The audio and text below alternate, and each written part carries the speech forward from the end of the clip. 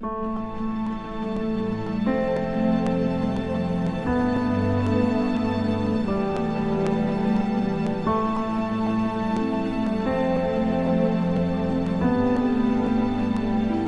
apocalíptica, as mensagens do Apocalipse e a neutralização do adventismo. E eu quero que vocês tentem compreender ao longo da semana como isso foi sendo abordado. No primeiro dia, novamente, repetindo, recapitulando, nós falamos que o movimento adventista é um movimento profético. Nós vimos a identidade, a origem do movimento adventista e o surgimento da igreja adventista do sétimo dia. E essa mensagem profética foi dada por Jesus Cristo. O próprio Jesus nos deu a mensagem a ser proclamada. E ela estava contida no livrinho pequeno, no livro de Daniel, que foi projetada e ampliada no livro do Apocalipse. Então a nossa mensagem ela é fundamentada no livro de Daniel e Apocalipse. No segundo dia nós falamos sobre a ousadia santificada, o que eu coloquei como arrogância santificada, que nada mais é que uma plena convicção que Deus nos deu a verdade para o tempo do fim. E essa convicção vem através do sincero estudo da palavra de Deus e da oração. Quando nós estudamos a Bíblia, oramos, Deus coloca em nosso coração essa convicção que faz com que nós tenhamos ousadia para proclamar as 3 mensagens angélicas. Isso nós precisamos dessa ousadia santificada para não neutralizar a nossa missão, para não castrar o adventismo, ele se tornar improdutivo. Nós precisamos ter ousadia santificada. É claro que nós vivemos em um mundo politicamente correto, e a nossa mensagem não é politicamente correta, e se nós quisermos exercer esse princípio de sermos politicamente corretos em todas as ocasiões, nós vamos acabar neutralizando o adventismo. Vamos falar, não vamos pregar sobre isso, sobre o anticristo, sobre a marca da besta, sobre o selo de Deus, porque isso vai ou pode causar escândalo, ou ofender pessoas, discriminar pessoas, apontar quem são as igrejas caídas de Babilônia. Nós temos que exercer sabedoria, mas ao mesmo tempo não podemos comprar a ideia de sermos politicamente corretos em todas as circunstâncias. Nós também vimos que abrir mão da mensagem apocalíptica, abrir mão de qual mensagem eu falei aqui? Apocalíptica, resultaria na neutralização do adventismo. Nós vimos que outras denominações que não têm a mensagem que nós temos, quando eles abriram mão das suas principais doutrinas, isso neutralizou a influência delas. E não seria diferente conosco, adventistas. Se nós abrirmos mão da nossa mensagem para o tempo do fim, isso vai resultar em neutralizar a nossa missão. Okay? Então não podemos deixar de fora a mensagem para o tempo do fim, a mensagem de Daniel e Apocalipse. E ontem nós aprendemos que a mensagem apocalíptica ela deve apresentar quem deve ser apresentado na visão apocalíptica. Jesus. Ele deve ser o centro da mensagem como a solução para o problema do pecado. E a única esperança do homem para a salvação. Ou seja, a nossa abordagem da mensagem apocalíptica, ela não pode consistir somente em datas, em cálculos, em expor um anticristo e coisas desse tipo, porque aí se torna uma pregação desequilibrada que não vai produzir o fruto que nós desejamos. Okay? Nós vamos ter adventistas convictos, mas não convertidos.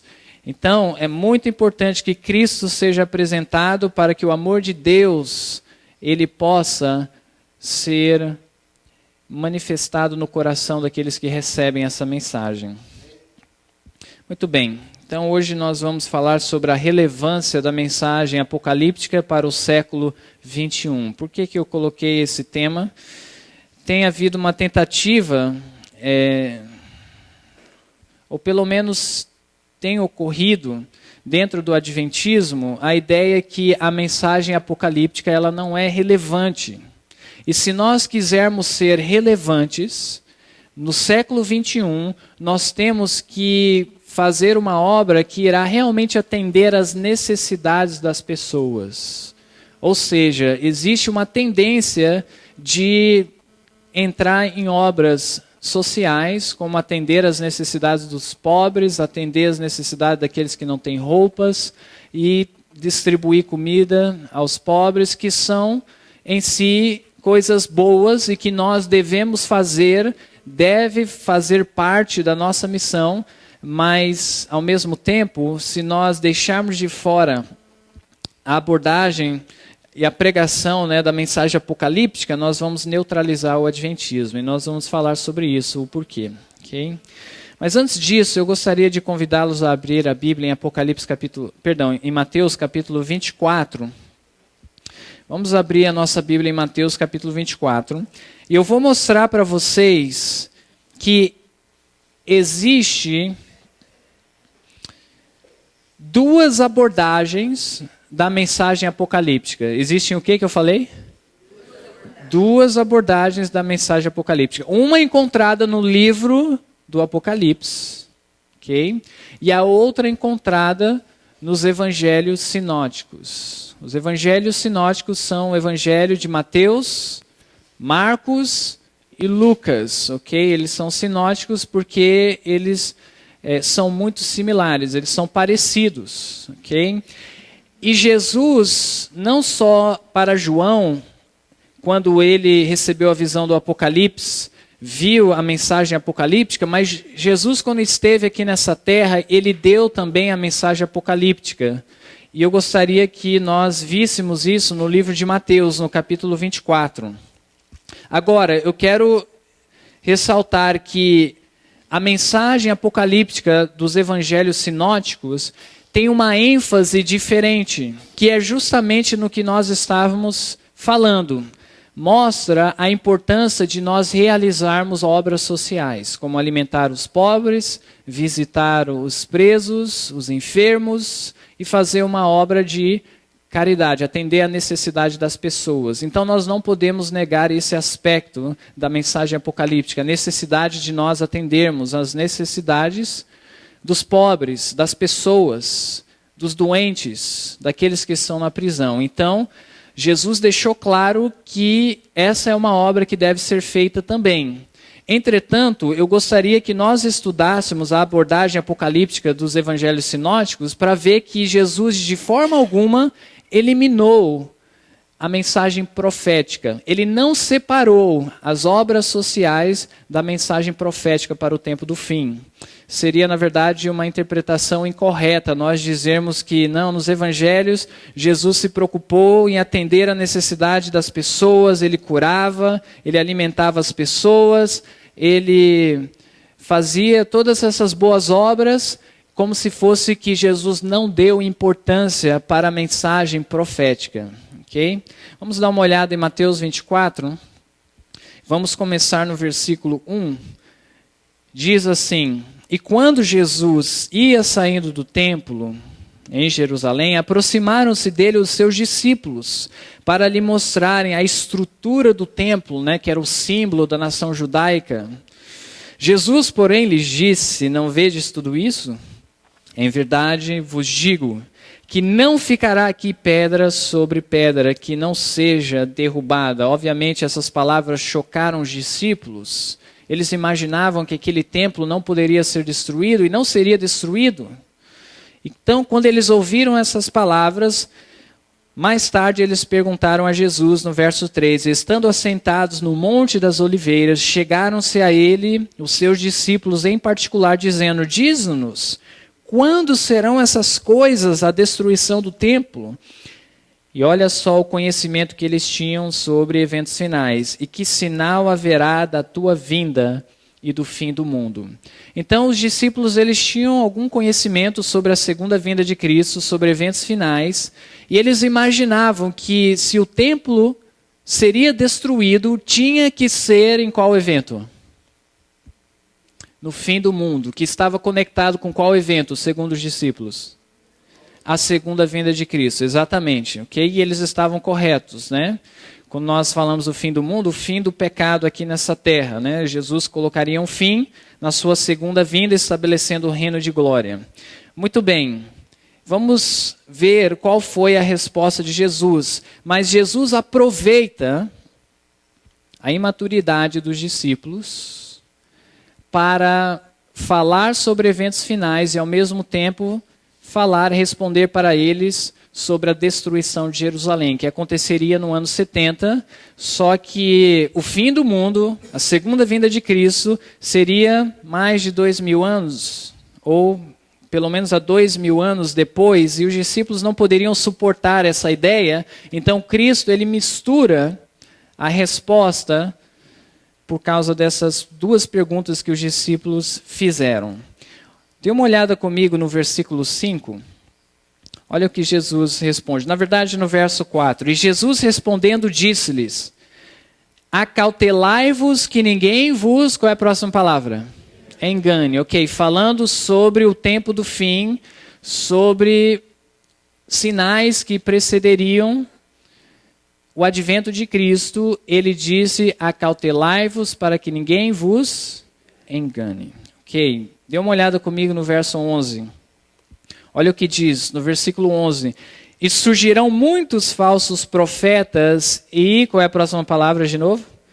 Enganarão a muitos. Então Cristo deixa claro, ele está até mesmo enfatizando que nos últimos dias um dos sinais será que as pessoas serão enganadas por falsos cristos e falsos profetas. Agora, dê uma olhada no verso 24, porque até então ele mencionou os falsos cristos de forma separada dos falsos profetas. Mas no verso 24 ele diz: porque surgirão falsos cristos e falsos profetas, e farão tão grandes sinais e prodígios que, se possível fora, enganariam até os escolhidos. Então Jesus, agora ele mostra que os falsos cristos e os falsos profetas estariam operando juntos milagres e prodígios. Ok? Agora, se nós retrocedermos para o verso 5, eu quero que você veja quem são estes, no verso 4, que devemos nos acautelar. Diz assim: porque muitos virão em meu nome dizendo, eu sou o Cristo, e enganarão a muitos. Ok, nós sabemos que profeticamente este versículo é cumprido justamente com a Igreja Católica Romana. Nós sabemos que o cabeça da Igreja Católica Romana clama ser o vicário de Deus na terra, o representante de Deus na terra, o pontífice, vicarius filii Dei, vicário filho de Deus, clama ser Cristo na terra.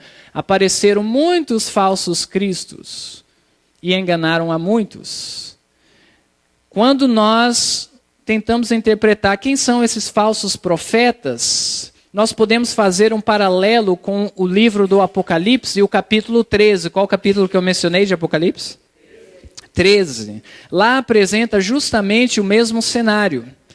No capítulo 13 do Apocalipse tem duas bestas, a primeira sendo o catolicismo, que seria uma contrafação de Cristo. A segunda é chamada falso profeta, sendo os Estados Unidos da América. Nós temos duas bestas, uma seria o falso Cristo, a outra seria o falso profeta.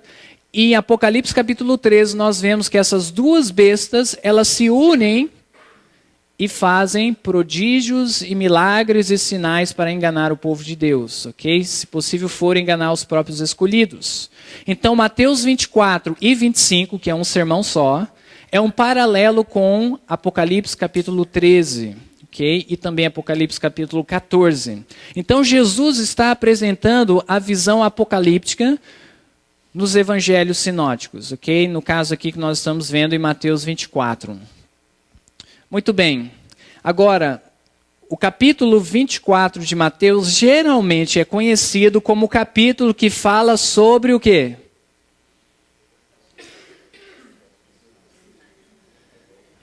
Ok, eu ouvi alguém dizendo a volta de Cristo. Geralmente nós conhecemos esse capítulo dessa forma. justamente por causa da parte do meio do capítulo. Dá uma olhada comigo o verso 27. Diz, porque assim, como o relâmpago sai do oriente e se mostra até o ocidente, assim será também a vinda do Filho do Homem. E aí diz no verso 30, então aparecerá no céu o sinal do Filho do Homem, e todas as tribos da terra se lamentarão e verão o Filho do Homem vindo sobre as nuvens do céu com poder e grande glória. Isso daqui faz um paralelo com Apocalipse 14, quando fala da vinda do Filho de Deus nas nuvens do céu. Muito bem, agora a última parte da mensagem de Jesus aos discípulos, porque aqui é uma pregação. A primeira parte falou sobre engano. Engano de quem? Falsos cristos e falsos profetas. Eles eventualmente operariam juntos, fazendo sinais e milagres. É uma representação do catolicismo e o protestantismo apostatado se unindo para operar milagres e enganar, se possível for, os escolhidos. Segunda parte do sermão, a parte do meio, Jesus fala sobre a sua segunda vinda. E a terceira parte do sermão, que eu quero que vocês vejam, ele vai contar 4 parábolas. Geralmente, nós estudamos as 4 parábolas independentemente do capítulo 24, como se fosse que as 4 parábolas não estão em conexão com os falsos cristos, falsos profetas e a segunda vinda de Cristo, ou seja, a escatologia, os eventos finais. As 4 parábolas estão inseridas em um mesmo sermão. Nós podemos estudá-las individualmente ou nós podemos compreendê-la juntas, de forma cronológica. E é isso que nós vamos fazer de maneira sucinta essa manhã. Compreender essas 4 parábolas de formas cronológicas e proféticas e juntas. Vamos dar uma olhada no capítulo 24. Vamos entrar então na primeira parábola, a partir do verso 45, porque até então Jesus deu conselhos sobre vigiar e orar, porque não sabemos o dia nem a hora da segunda vinda de Jesus. Foi a parte do meio do sermão, enfatizando a segunda vinda de Cristo. Então, agora entrando na terceira parte, quando ele começa a contar as 4 parábolas, ele diz no verso 45: quem é, pois, o servo fiel e prudente que o seu senhor constituiu sobre a sua casa para dar o sustento a seu tempo? E aí até o verso 51, ele mostra que o servo fiel é aquele que dá sustento, alimento a seu tempo à casa do Senhor. E é claro que a parábola também conta que ele é confrontado pelo servo infiel. Muito bem, no capítulo 25, que é uma continuação do 24, Jesus, no verso 1 até o verso 13, conta a parábola das 10 virgens. 5 eram tolas, 5 eram prudentes ou sábias, ok? E aí vem o noivo, é o que a parábola diz, e 5 estão preparadas para ir com ele. Agora dá uma olhada no verso 14. Do verso 14 ao verso 30, olha o que diz. Começando no verso 14... porque isto é também como um homem que, partindo para fora da terra, chamou a seus servos e entregou-lhes os seus bens.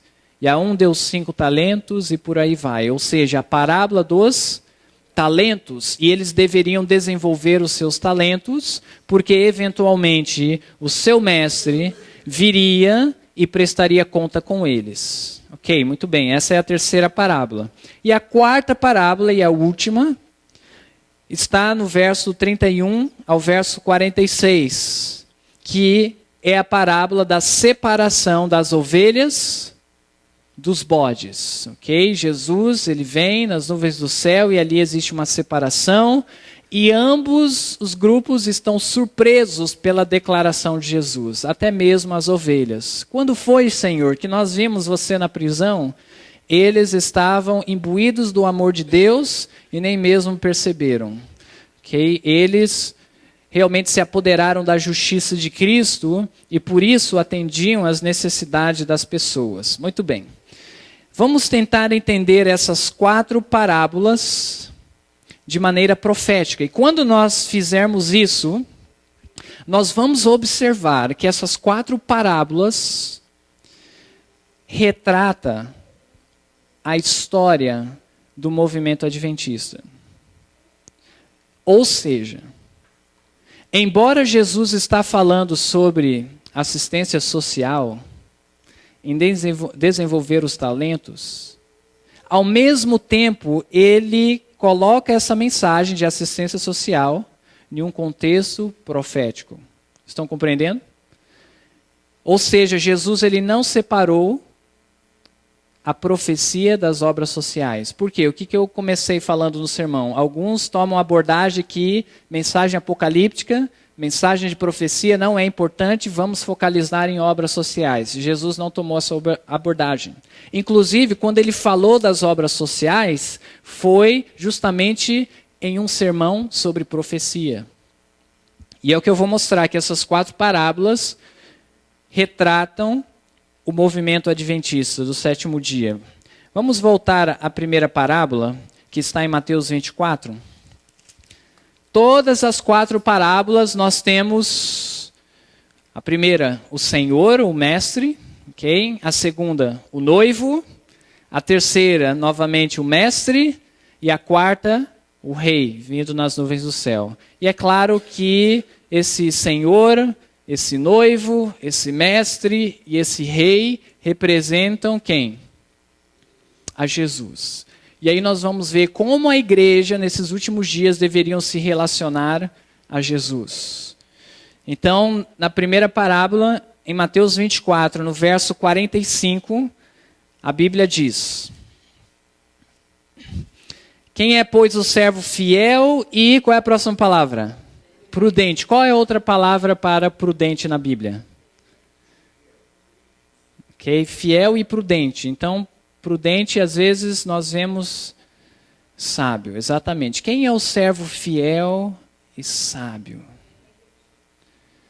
Dê uma olhada em Daniel capítulo 12. Marca aí a sua Bíblia em Mateus capítulo 24. Eu quero que você veja, visto que estamos falando de um sermão profético relacionado ao tempo do fim, e o livro de Daniel é para o tempo do fim, eu quero que você veja no livro de Daniel quem é o sábio. Quem é o prudente? Diz assim Daniel capítulo 12. Okay? Estão acompanhando o raciocínio? Por que nós estamos indo a Daniel? Porque se trata de uma mensagem profética relacionada ao tempo do fim. E Daniel tem essa abordagem também. Olha o que diz em Daniel capítulo 12 e no verso 10. Deveríamos ler o final do verso 9. Olha o que diz. Essas palavras estão fechadas e seladas até o tempo do fim. Imediatamente depois ele diz, muitos lá no tempo do fim serão purificados e embranquecidos e provados, mas os ímpios procederão impiamente. E nenhum dos ímpios entenderá, mas os sábios farão o quê? Entenderão. Entender o quê? As palavras do livrinho pequeno que havia sido selado até o tempo do fim. Então, quem é o sábio no tempo do fim? Aqueles que compreendem a mensagem profética de Daniel, que foi projetada em Apocalipse. Okay? Esse é o sábio. Eles entenderão. Então, quando nós lemos na parábola, quem é, pois, o servo fiel e prudente ou sábio, que o seu Senhor constituiu sobre a sua casa para dar sustento, mantimento a seu tempo. Quem é esse sábio, prudente e fiel? São aqueles que entendem a mensagem profética de Daniel e dão o sustento, o mantimento, o alimento a seu tempo. Nós sabemos que o sustento, o alimento, o mantimento espiritual se refere à palavra de Deus. E quando diz mantimento a seu tempo, como é que nós chamamos isso hoje? Verdade presente. Ou seja, o servo prudente e fiel, ele prega a verdade presente, baseada no livro de Daniel, porque os sábios entenderão. Muito bem, será que ele é bem-vindo quando ele prega esta mensagem profética do tempo do fim? Olha o que acontece no versículo 46. Bem-aventurado aquele servo que o seu senhor, quando vier, achar servindo assim, pregando as mensagens apocalípticas, né, dos eventos finais. E o verso 48. Mas se aquele mau servo disser no seu coração, porque aqui tem um servo mau na parábola também, o meu senhor tarde virá. Na verdade, ele não está interessado em pregar sobre eventos finais, sobre escatologia. E ele diz, o meu Senhor tarde virá no seu coração. Ele não está se preparando para a segunda vinda de Cristo. E o que ele faz com o servo bom e fiel? E começar a espancar os seus conservos e a comer e a beber com os ébrios. Vamos parar por aqui. O que ele faz com o servo prudente e fiel? Ele começa a espancar. É como se fosse que ele não quer ouvir uma mensagem apocalíptica, uma mensagem profética. Ele não quer mantimento a seu tempo. E ele espanca os seus conservos que estão pregando essa mensagem. Ok? Vamos continuar e dar uma olhada na próxima parábola. A próxima parábola seria um outro extremo, porque nessa parábola, o servo infiel diz, o meu senhor tarde virá. Não tem nenhum senso de urgência, de preparação. Está tranquilo. E na parábola das 10 virgens, olha o outro extremo. Então o reino do céu será semelhante a 10 virgens que, tomando as suas lâmpadas, saíram ao encontro do esposo. 5 delas eram prudentes e 5 loucas. E o verso 3. As loucas, tomando as suas lâmpadas, não levaram azeite consigo. Em outras palavras, as loucas, elas não tinham azeite extra, porque elas imaginavam que Jesus viria logo. Estão compreendendo? Não tinham reservas. É o outro extremo. Os primeiros, meu senhor tarde virá. Estava negligente na obra de preparação. O segundo, achava que o Senhor viria tão rápido que não fez reserva de óleo, de azeite. Okay? São aqueles que têm o costume de tentar marcar datas.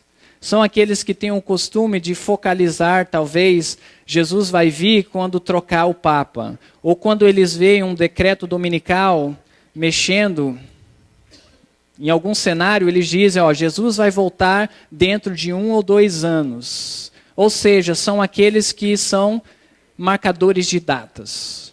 E eles negligenciam a devida preparação por causa deste pensamento, né? E aí nós vemos que Jesus, ele vem, eis aí que vem o noivo. As 5 tolas, elas saíram para tentar conseguir mais azeite. As 5 prudentes ou sábias, que são aqueles que entenderão, eles entram com o seu Senhor para as bodas. Alguns acham que essa vinda do noivo é a segunda vinda de Cristo. E seria uma aplicação. Okay? Eu sei que até mesmo o Espírito de Profecia usa essa palavra, a parábola para falar da segunda vinda de Cristo. Mas é uma aplicação e não interpretação. A interpretação que ela também faz, a interpretação no livro O Grande Conflito, é que a vinda do noivo não é necessariamente para as 10 virgens. Okay? Até porque o noivo não iria se casar com as 10 virgens, seria um desastre. A vinda no noivo seria o noivo fazendo uma transição de um lugar para outro. Ele vai para a presença do Pai. Seria a passagem de Jesus do santo para o santíssimo. E as prudentes, as sábias, as que entenderão, seguem o noivo para onde o Pai está, que é no lugar santíssimo, para executar o juízo investigativo, okay? E receber o reino. Muito bem. Então aí nós temos a pregação da mensagem do livro de Daniel. Alguns não gostam dessa mensagem, persegue. Temos também Jesus passando para o Santíssimo. Muitos não entenderam. Os prudentes entenderam e entraram com Cristo no Santíssimo. E agora nós vamos à terceira parábola. A terceira parábola, que é a parábola dos talentos, vocês já sabem. Olha o que acontece no verso 19. E muito tempo depois, veja só, o Senhor, o mestre veio, deu os talentos, e aí ele vai embora, ele se ausenta. Para onde que ele foi?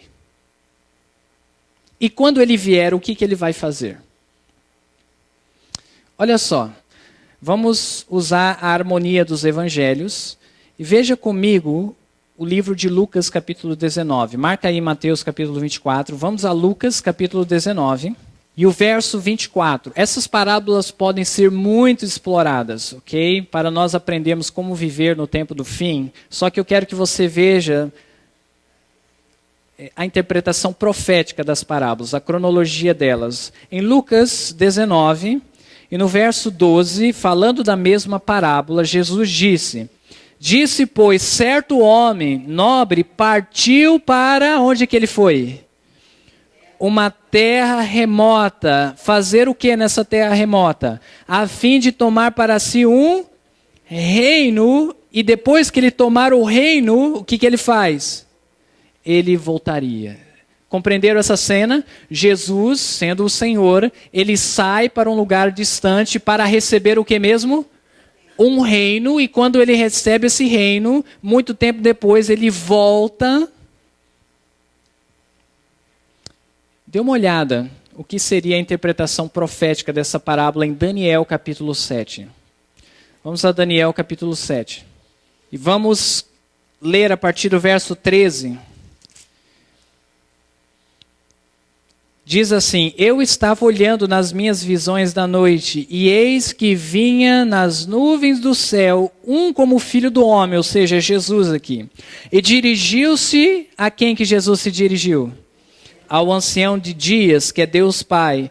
E o fizeram chegar até ele, até o ancião de dias, ou seja, Jesus vai para a presença do Pai.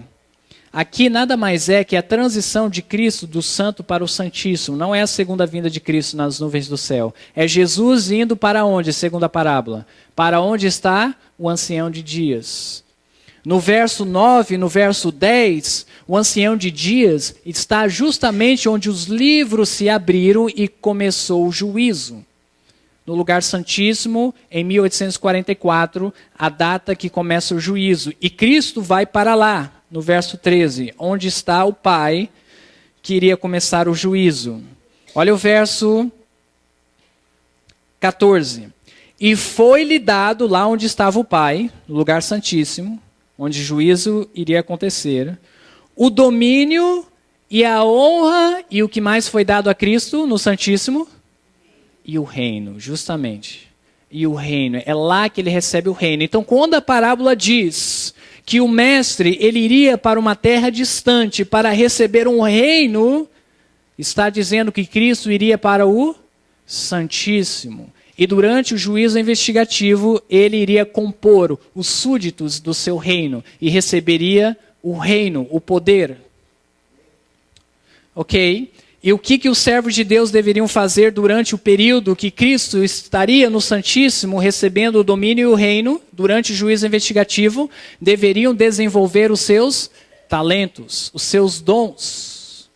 E aí nós podemos aprender mais uma lição para o povo de Deus nessa terra, que nós, enquanto Jesus está no Santíssimo, deveríamos estar exercendo os nossos dons. E olha o que acontece na parábola, no verso 19. Às vezes nós imaginamos que é a segunda vinda de Cristo, mas na verdade é a chegada do nosso nome no juízo investigativo.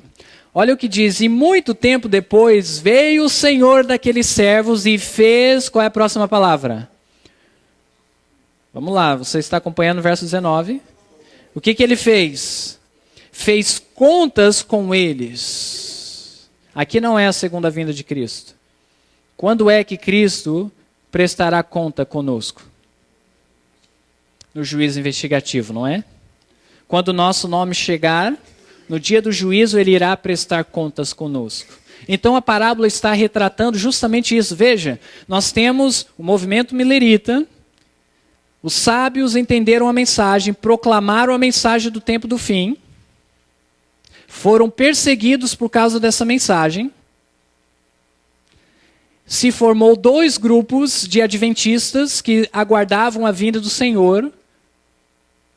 Os nécios e os prudentes, os sábios. Os tolos que não entenderam a profecia, eles ficaram de fora, não acompanharam Cristo do santo para o santíssimo. Os sábios entraram com Cristo no santíssimo. E quando Cristo entrou no santíssimo para receber o reino, o que eles deveriam estar fazendo? Desenvolvendo os seus dons. Porque eventualmente eles teriam que prestar contas a Jesus quando o seu nome surgisse no juízo investigativo. E aí, só então nós temos a quarta parábola, que fala sobre a segunda vinda de Cristo. Veja comigo no verso 31. O verso 31 diz: E quando o Filho do Homem vier em sua glória, e todos os santos anjos com ele, então se assentará no trono da sua glória. É ou não é uma descrição da segunda vinda de Cristo? Quando ele irá vir nas nuvens do céu com todos os seus anjos para estabelecer o reino de glória. É a segunda vinda de Cristo.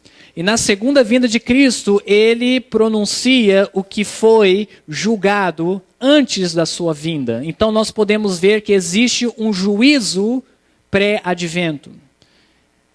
Na parábola anterior, ele presta contas com seus servos, e na parábola seguinte, ele determina a sentença. A separação das ovelhas e dos bodes. As ovelhas desenvolveram seus dons. Estavam imbuídos do amor de Cristo, da justiça de Cristo, e se preparando para os eventos finais, tinham a noção que viviam nos últimos dias, estavam se fortalecendo com o óleo do Espírito Santo, o azeite do Espírito Santo, desenvolvendo seus dons, servindo ao seu próximo.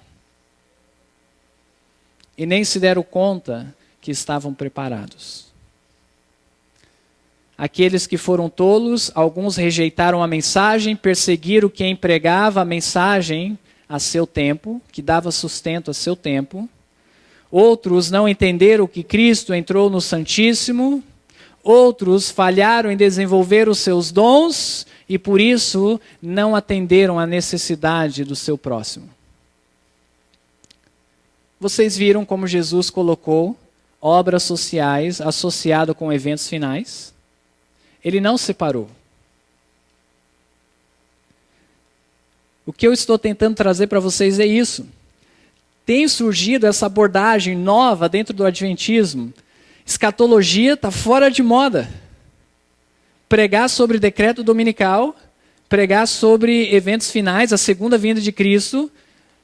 Nós temos que causar um impacto relevante na sociedade. Vamos suprir as necessidades dos pobres. Nada de errado, nós vemos que Jesus disse que deveríamos fazer isso. Por que será que é uma abordagem falha? Em primeiro lugar, que eu acho que essa abordagem de deixar a escatologia de lado, a visão apocalíptica, e passar a fazer obras sociais é uma visão falha, uma abordagem falha, é porque Jesus rejeitou essa abordagem. Quando Jesus viveu nessa terra, ele curava, ele alimentava as pessoas, atendia suas necessidades, mas ele nunca permitiu que esta obra anulasse a obra de pregar sobre a verdade presente para o seu tempo quando esteve nessa terra. Qual era a mensagem para o seu tempo? Que ele iria morrer, seria entregue nas mãos dos gentios e dos sacerdotes, daria sua vida para solucionar permanentemente o problema do pecado, não de maneira temporal, dando comida e vestimenta e cura física. Quando ele pregava essa mensagem, alguns não queriam ouvir, outros abandonaram, os próprios discípulos estavam confusos, mas ele nunca permitiu que as obras sociais tirassem o foco do que realmente resolveria o problema do pecado. Que era ir para a cruz e morrer na cruz do Calvário e ressuscitar no terceiro dia. Quando nós adventistas falamos ou temos a abordagem que temos que ter obras sociais, deixar de lado a mensagem apocalíptica, nós estamos tentando resolver temporariamente o problema do pecado. Mas a mensagem apocalíptica, a mensagem dos 3 anjos, a pregação dessa mensagem vai resolver de forma permanente o problema do pecado. porque vai adiantar a vinda do nosso Senhor Jesus Cristo. Para colocar um fim no problema da fome, no problema de não ter vestimenta, no problema dos doentes, e aí a gente resolve de forma permanente os problemas sociais. Conseguiram ver o engano? Conseguiram ver de que forma nós podemos neutralizar o adventismo? Comprando a abordagem evangélica. Temos que ser relevantes. Vamos parar de pregar sobre o anticristo e vamos alimentar os pobres. Mensagem mais agressiva. É claro que nós aprendemos que essa mensagem tem que ser apresentada como sendo o centro dela Cristo, né? Nós aprendemos isso, seria neutralizar também, mas seria um extremo abandonar a mensagem apocalíptica. A segunda razão do porquê essa abordagem é falha, Jesus comissionou a igreja a pregar as 3 mensagens angélicas. Quem foi que deu a visão do Apocalipse? Foi o próprio Cristo. Foi ele que deu a mensagem dos 3 anjos para nós proclamarmos. Seria uma contradição se nós dizermos que Jesus ele se preocupava com as pessoas. As pessoas estavam em primeiro lugar. É claro que as pessoas estavam em primeiro lugar. As almas, ganhar almas para o reino de Deus estava em primeiro lugar na mente de Jesus. Mas na perspectiva correta. A nossa preocupação são com as pessoas, com as almas, ganhar almas, evangelizar através da pregação das 3 mensagens angélicas. As obras sociais são porque nós amamos as pessoas e também para abrir o coração delas. Quando nós lemos a última parábola, as obras que são feitas pelos santos, pelos salvos, são obras semelhantes ao que nós chamamos de obra médico-missionária. A obra médico-missionária, no contexto de evangelização, é para abrir o coração das pessoas para apresentar a mensagem apocalíptica. E a terceira razão do porquê essa abordagem é falha, é porque a irmã White rejeitou essa abordagem. Ela disse que os recursos e energias do povo de Deus não poderiam ser gastos em obras que poderiam ser feitas por outras pessoas. O nosso tempo, a nossa energia, os nossos recursos deveriam se focalizar em uma obra que ninguém pode fazer, que é a pregação das 3 mensagens angélicas. Então, para concluir o nosso estudo, eu gostaria de chegar a algumas conclusões que nós aprendemos durante essa semana. A primeira delas que nós aprendemos é: devemos estudar as mensagens apocalípticas. Você tem familiaridade com essas profecias, não precisa responder, ok? Você tem que estudar. Ah, eu não gosto de profecia. Você não gosta porque você ainda não se esforçou o suficiente e não conseguiu ver a beleza das mensagens apocalípticas, não conseguiu enxergar a Cristo nelas. Devemos nos esforçar e estudar as mensagens apocalípticas. Conclusão número 2 que nós chegamos: devemos ter ousadia santificada em proclamar essas mensagens. Ainda que vivemos em um mundo politicamente correto que não aceita bem essas mensagens. Conclusão número 3: não podemos em todos os momentos sermos politicamente corretos. Em algumas ocasiões convém, mas em muitas delas não convém. Não podemos abrir mão da mensagem apocalíptica. Essa foi outra conclusão. Isso seria um extremo e neutralizaria o adventismo, a nossa missão. Aprendemos também que o amor, a justiça e a misericórdia de Jesus deve ser o centro da mensagem apocalíptica. E aprendemos hoje que as obras sociais não podem substituir a pregação das 3 mensagens angélicas. Vamos orar nesse momento? Senhor nosso Deus, nós queremos agradecer mais uma vez pelo estudo que tivemos e pela mensagem que o Senhor nos concedeu como igreja. E nós queremos pedir que o Senhor esclareça na mente de cada um de nós essas mensagens, nos ajude a nos aprofundar nelas, para que o nosso coração seja imbuído de convicção e de amor e misericórdia e justiça. Nos ajude, Senhor, sermos ousados na pregação, exercer os nossos dons para servir o nosso próximo e adiantar a segunda vinda de Jesus. Nós pedimos isso no santo nome de Jesus. Amém.